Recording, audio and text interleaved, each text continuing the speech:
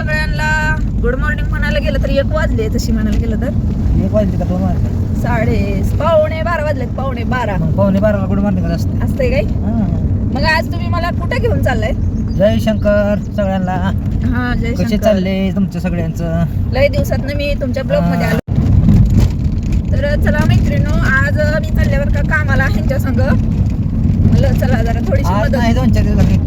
2-4 दिवस झालं नेताय की, पण तो आज ब्लॉग आज काढला. हा काय झालंय, कामाचा लोड जरा 2-3 दिवस जरा जास्त होता, त्याच्यामुळं म्हणलं आज जरा निवांत आहे तर काढावं. का इकडं पाठीमागं एक काय कमोड आहे आणि एक गिझर आहे गिझर आहे. तर ही 2 वस्तू आम्ही बसवणार आहे. म्हणजे मी नाही बसवणार आहे, ह्यांनी बसवणार आहे. तर मी फक्त हाताखाली देणार आहे. मला थोडी थोडी माहिती झाली आहे आता 2 दिवसात, काय काय द्यायचं काय काय नाही, हे सगळ्या वस्तू आपल्याला माहीत झाले ते.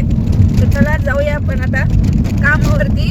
आणि सकाळी आता आईचा ना योगिताचा पण फोन, म्हणजे योगिताचा फोन आला पण दोघी बोलल्या. मी त्यांना म्हणलं मी कामाला जाते, तर त्यांना खरं वाटलं नाही, हसायला लागल्या दोघी माझ्यावर. आता बघा म्हणा जाते का नाही कामाला, दिसतंय आता व्हिडिओ मध्ये, आवरून बघा आता, आहे का नाही? खोटं वाटतंय? खरंय खरं.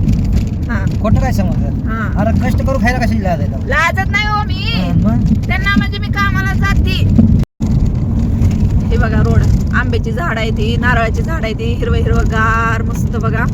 आणि तुम्हाला सांगते आंब्याला एवढे आंबे लागले ते तुम्हाला दाखवते मी, आंबे लागलेले पण हे रोड बघा ना कसलं भारी. असं वाटतंय का नाही एखादं बाज वगैरे टाकावी, जेवण बिवण आणावं, खावावं, मस्त ठेवून द्यावं असं वाटतंय. शेतात आल्यावर इकडं आंब्याची झाडं वगैरे लावली ती, मस्त ऊस आहे. आता काय ऊस निघलाय त्याच्यामुळे काय एवढं हे नाही, पण बाकीचं हिरवळ भरपूर आहे बरं का. तुम्हाला आणखीन तिथं पुढे गेल्यानंतर ना दाखवते मी.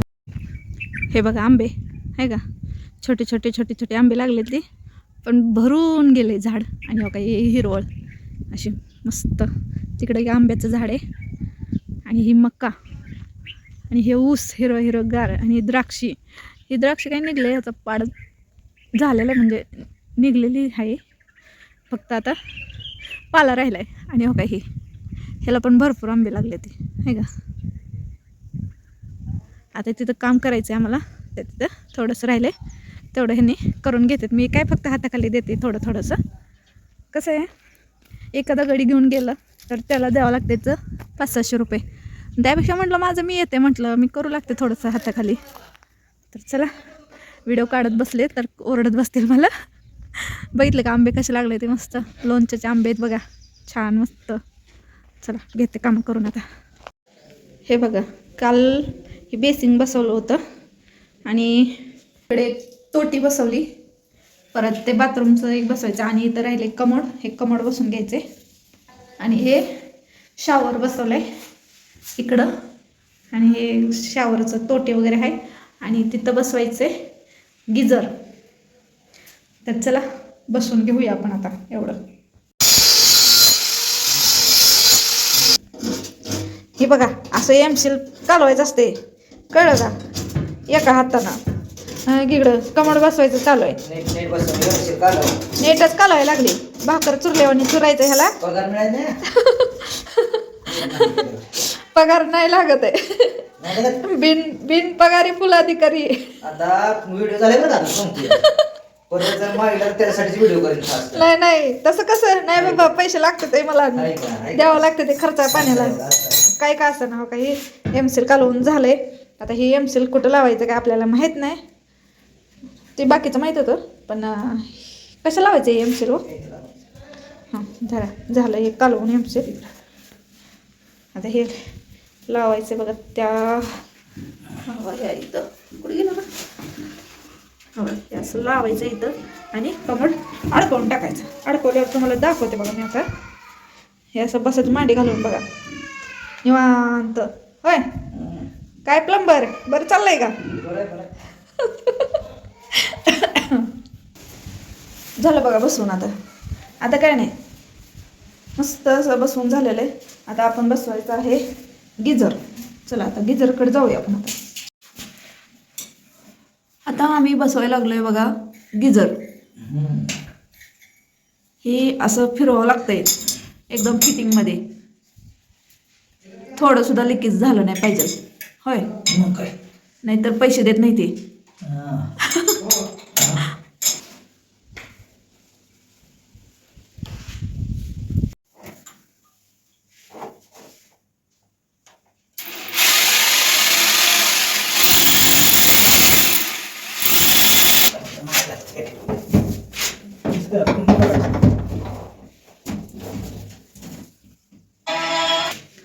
झाला बघा आता एकदाच गिजर बसून ओके मध्ये. फक्त पाईप राहिल्यात बसायचे, ते त्यांचे ते बसून घेते. चला.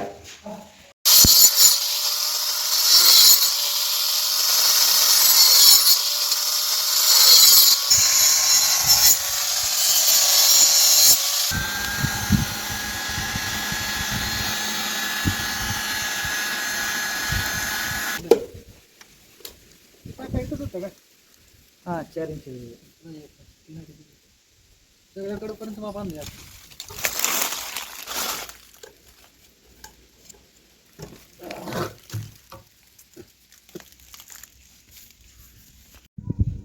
झालं बघा एकदाच बसवून सगळं.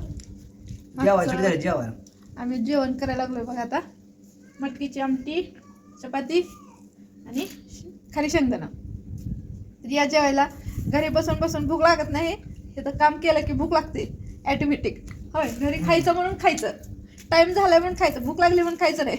इथं भूक लागली म्हणून खावं लागतंय. तर चला, बोलत बसण्यात काय मजा नाही. खाऊन घेते, बाकीचे कामं पडले ते आणखी भरपूर. नाही तर मालक पगार देणार नाही ती मला. हे सगळं महत्त्वाचं. चला, कंटिन्यू ब्लॉग बघत राहा आता. हिनं बघा एवढी द्राक्ष आणली आणि आता घेऊन बसली पाटीत, 2-2 पाट्या. आले आले आणि आम्हाला म्हणजे तुम्हाला नाही तर जावा घरी. तुम्हाला देणारच नाही. बघा, काम झालं, सगळं झालं. मग म्हणलं थोडीशी द्राक्षी आणावी. द्राक्षी घेतली, घरी आले आणि हो का आता मी द्राक्षी एवढी 2 पाट्या द्राक्ष घेऊन बसली खायला. हा, हा, खाते का वरती उडी? मला एवढी जाते का? मी दाखवायला लागले फक्त. हे बघा, हे एकदम 1 नंबर 100% माल चांगला आहे बरं का.